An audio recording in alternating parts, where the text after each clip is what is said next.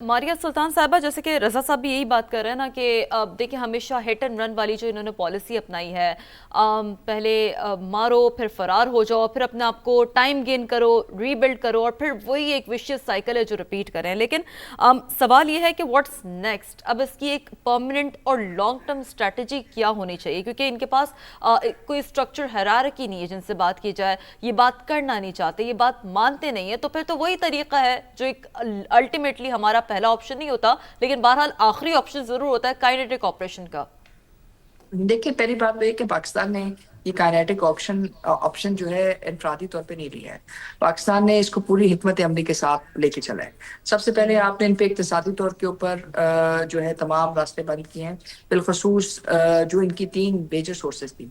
सबसे पहले तो इनको $4.2 बिलियन मिल रहे थे अमेरिका की तरफ से, जो अमेरिकन वजारत दिफा की तरफ से थे। आपने अमेरिका से बातचीत करके उनको वाजे किया कि ये तमाम पैसे जो है वो दर हकीकत अफगानिस्तान की तालिबान रजीम ना तो अफगान नेशनल आर्मी को दे रही है, क्योंकि अफगान नेशनल आर्मी इस वक्त अफगानिस्तान में मौजूद नहीं है, बल्कि ये दहशतगर्दी के लिए इस्तेमाल हो रहे हैं। तो अमेरिकन सदर ने ये कहा कि जी जाहिर है हम इसके ऊपर नजरसानी करेंगे और इसको बंद करेंगे। दूसरे जो थे पैसे जो आपको ह्यूमैनिटेरियन एड की वजह से जो बैन अवी अदारे हैं वो दे रहे हैं, वो अभी भी आपका चैलेंज चल रहा है, क्योंकि जाहिर है वो पैसे डायरेक्टली जो है अफगानिस्तान पहुंचते हैं, वहाँ ऑक्शन होते हैं और फिर दहशतगर्दी के लिए इस्तेमाल होते हैं। तीसरे जो पैसे थे वो इनको मिल रहे थे सरहद से, जहाँ वो गैर कानूनी असलह की खरीदो फरोख्त, दहशत गर्दी, मनशियात फरोशी, इन तमाम चीज़ों को इस्तेमाल कर कर एक तरह से उन्होंने एक रजीम सेंट्रिक अप्रोच बनाई हुई थी। आपने जब पाकिस्तान अफगानिस्तान सरहद को बंद किया है तो उससे ना सिर्फ जो इनका डायरेक्ट इम्पैक्ट है वो हुआ है, बल्कि ये वाजे हुआ है। और चौथी जो चीज़ थी वो इनकी माइग्रेशन के ऊपर थी, यानी कि जो आपके पास अफगान महाजरीन मौजूद थे जो मुख्तलिफ लहरों में पाकिस्तान में आ रहे थे, आपने उनसे कहा कि आप वापस जाएं और कानूनी तौर पर अगर आप पाकिस्तान में आना चाहते हैं तो ठीक है, नहीं तो ये मुमकिन नहीं है कि आप यहाँ रहें। ये इंटरनल प्रेशर्स आपने क्रिएट किए, फिर आपने उनके साथ सालिसी की कोशिश की, फिर आखिर में आपने ये अस्करी हिकमत अमली इख्तियार की है।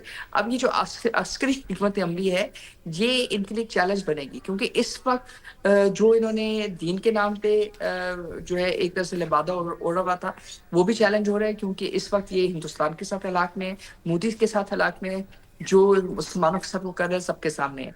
दूसरी तरफ इजरायली प्राइम मिनिस्टर साहब जो है कह रहे हैं कि अफगानिस्तान उनका स्ट्रेटेजिक पार्टनर है, और हम सब जानते हैं कि उन्होंने गाजा के साथ क्या किया। तो पहली बात तो ये है कि ये किराए के कातिल है। दूसरी बात ये है कि जो अफगान ग्रोह मौजूद हैं, जिसमें औरतें बच्चे, जिसमें बहुत सारे बहुत और दूसरे अफगान मौजूद हैं, उनके लिए भी ये फैसला कुन मूवमेंट है। अगर वो बाहर नहीं निकलते हैं और वो वापस अपनी जगह नहीं लेते हैं तो अस्करी कार्रवाई तो जारी रहेगी, लेकिन जो अफगानिस्तान में हम तब्दीली चाहते हैं वो मुमकिन नहीं है। और ये इसलिए भी इम्पोर्टेंट है क्योंकि जब तक आप ये चीज़ें नहीं करते तो ये पॉसिबल नहीं है कि आप इनका मोमेंटम रोकते, क्योंकि जब तक आप इनके सही, रास्ते इन हुकूमत बंद नहीं करते ये पॉसिबल नहीं होता। ये पॉसिबल नहीं होता। आबिद लतीफ़ साहब, मैं आपकी जानिब आऊँगा। जैसे कि मारिया सुल्तान साहिबा फरमा भी रही हैं कि ये पूरा एक प्रोसेस था, ऐसा नहीं है कि हमने डायरेक्टली हम कोई काइनेटिक एक्शन के ऊपर आ गए।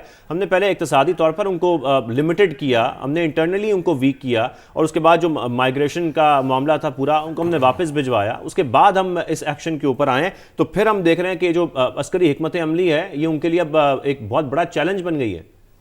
जी बिल्कुल, हमने पहले जो नॉन काइनेटिक ऑप्शंस हैं जी वो आजमाने की कोशिश की, और उसमें भी इनको इन कांटेक्ट रहे कि इस पे भी बात हो सकती है, हम उस जो एक्सट्रीम स्टेप है उसकी तरफ नहीं जाना चाहते। लेकिन वो ज़ाहिर है उनको वो जो बात है वो ज़ाहिर है बिल्कुल, क्योंकि वो एक स्टेट तो है नहीं, वो एक गवर्नमेंट तो है नहीं, वो एक नॉन स्टेट एक्टर्स हैं, और नॉन स्टेट एक्टर्स जो हैं वो नॉन स्टेट एक्टर्स की तरह ही बिहेव करते हैं, और ज़ाहिर है वो उनका पूरा सिस्टम ही ऐसा है। तो उन्होंने उस पर ज़ाहिर है कोई ध्यान नहीं धरा, और बजाय इसके जो तरफ जो इंटेंसिटी है टेररिज्म की वो इंक्रीज़ कर दी, और फिर इस स्टेज पे हम पहुंच गए कि हमारे पास कोई और ऑप्शन नहीं बचा सिवाय इसके कि हम वो जो मैकेनिज़्म है, वो जो किल चेन है जो बॉर्डर से शुरू होकर ब्रिगेड हेडक्वार्टर तक जाती है, और फिर उसके पीछे जो और उनके जहाँ पे एसेट्स हैं जो उसको लॉजिस्टिकली और इमोशनली आइडियोलॉजिकली भी सपोर्ट करते हैं, उन सब को हम एक फिर काउंटर करें, क्योंकि उसके बगैर ये मेनेस जो है ये काबू नहीं आएगा। तो ये सारा कुछ हमने इसीलिए सारा मैकेनिज़्म जो है जी वो किया। अब देखें, इसमें देखने की बात यह है कि हमारे पास इस वक्त ऑप्शन क्या हैं। देखें, हम इस वक्त मिड स्ट्रीम में हैं, हम एक इम्पेटस के साथ, एक मोमेंटम के साथ हमने एक ऑपरेशन किया है। अब इसमें अगर आप इसको ایسے ہی ہالٹ کر دیں گے یا آپ اس کے جو منطقی نتائج ہیں اس سے پہلے اس کو آپ ہالٹ کر دیں گے، اور جو آپ نے کچھ جو آبجیکٹیو حاصل کرنے ہیں جو گراؤنڈ پہ ہو سکتے ہیں، جو کوئی بھی آبجیکٹیو ہو سکتے ہیں، جو آپ کی پہلی انگیجمنٹ کے لیسنس ہیں، اگر آپ نے بیچ میں چھوڑ دیا تو یہ پھر مینس جو ہے یہ ہائیڈرا ہیڈڈ ہو جائے گا، یعنی اس کے پھر کئی سر نکل آئیں گے، پھر آپ ایک سر کی طرف بھاگیں گے، پھر دوسرے کی طرف بھاگیں گے. تو آئی تھنک اس کو ایسے نہیں چھوڑ سکتے، اس کو اپنے منطقی انجام تک یا اس آپ کہہ لیجیے پیرامیٹر تک پہنچانا بہت ضروری ہے جہاں سے ہمیں دوبارہ اس سچویشن میں نہ جانا پڑے. لیکن منطقی انجام سے آپ کی کیا مراد ہے، اگر آپ تھوڑا سا اس کو الیبوریٹ بھی کر دیں؟ جی، منطقی انجام سے میری مراد یہ ہے کہ وہ امیجیٹ پیرافرنیلیا اور وہ سٹرکچر جو ہمیں امیجیٹلی ہمارے بارڈرز کے ساتھ ہمیں انٹرفیئر کرتا ہے، جہاں سے یہ ساری در اندازی ہوتی ہے، جو یہ کل چین 10 سے 12 کلومیٹر کی ہے، پھر اس کے پیچھے جو جس طرح کی سہولت کاری ہو رہی ہے، وہ جو جگہیں ہیں جہاں پہ ٹیررسٹ کو اور جہاں پہ سوئسائڈ بمبرز کو ٹریننگ دی جاتی ہے، پھر وہ جو اسلحے کے ڈیپو ہیں، پھر وہ جو اسمال آرمز کے کیشے ہیں جہاں پہ لاکھوں رائفلیں پڑی ہوئی ہیں. تو آئی تھنک وہ جب تک یہ ساری چیزیں فگر آؤٹ نہیں ہوتی اور اس امپیٹس میں ان کو ہم نیوٹرلائز نہیں کرتے، ہمیں اپنا امپیٹس اور مومنٹم لوز نہیں کرنا چاہیے. بالکل ایسا ہی ہے. اچھا رضا صاحب، یہ بڑی اہم بات ہے کہ دیکھیں اس حوالے سے جیسے کہ عابد صاحب میں بلکہ آپ جو یہ بات کر رہے ہیں تو ماری صاحب آپ کی جانب بھی یہی سوال لے کر آنا چاہوں گی کہ اب بالخصوص افغان بارڈر ٹرمینل پوسٹ ہو، وارسک سیکٹر کی پوسٹ ہو، یہ بہت امپورٹنٹ پوسٹ ہیں، تو کیا سمجھتی ہیں کہ سرحدی ڈیٹرنس اب بہت حد تک بہت ویزیبلی طور پر اب ڈیفینیٹلی کم ہوگی؟ آگے پیرامیٹرز کس جانب آپ بڑھتے ہوئے دیکھ رہی ہیں؟ پھر یہ ہے کہ ہمیں یہ سمجھنے کی ضرورت ہے یہ ہو کیا رہا تھا. در حقیقت بات یہ تھی کہ ایک طرف جب ہم ان سے کہتے تھے کہ جی آپ دہشت گردوں کے خلاف کام کریں تو ہمیں یہ جواب یہ دیتے تھے کہ جی یہ دہشت گرد ہمارے کنٹرول میں نہیں ہے. لیکن جو حملہ کیا گیا وہ افغان نیشنل آرمی کی طرف سے کیا گیا، جو آپ کے خلاف جو ہے دہشت گردی کو ایک طرح سے ایک لیوریج دینے کی کوشش کی گئی، اس کے پیچھے جو گٹ چوٹ تھا وہ سامنے آپ کے آ گیا. اب ایسی صورتحال میں ظاہر ہے آپ چاہیں گے کہ آپ ایک بفر زون کریٹ کریں، آپ چاہیں گے کہ یہ آپ اس بات کی اجازت نہیں دیں گے.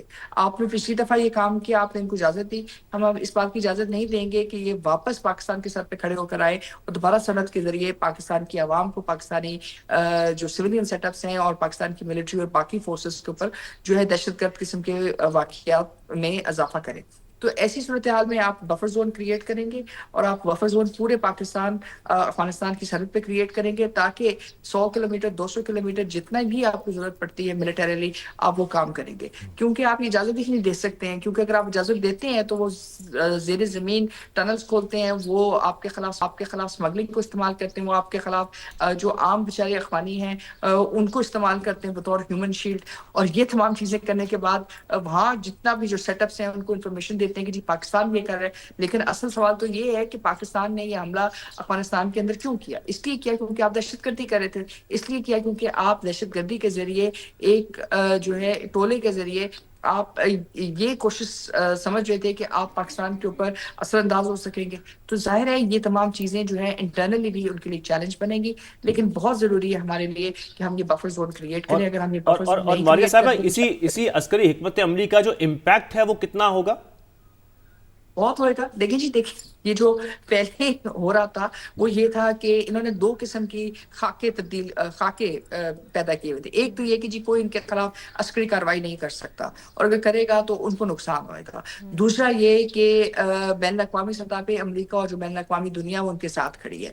دیکھیں اس وقت کوئی بھی دنیا سے ان کے خلاف یا ان کے ساتھ کوئی آواز نہیں آ رہی. اس کا کیا مطلب؟ اس کا مطلب یہ ہے کہ جو بھی انٹرنیشنل سسٹم میں اس وقت چیلنجز ہیں، UN سیکورٹی کاؤنسل ریزولوشن 1373 اور 1267 کے تحت یہ بات واضح ہے کہ افغانستان کی سرزمین دہشت گردی کے لیے اگر استعمال ہوگی تو آپ حق پر جانب ہیں چیپٹر 7 کے نیچے کہ آپ طاقت کا استعمال کر سکیں.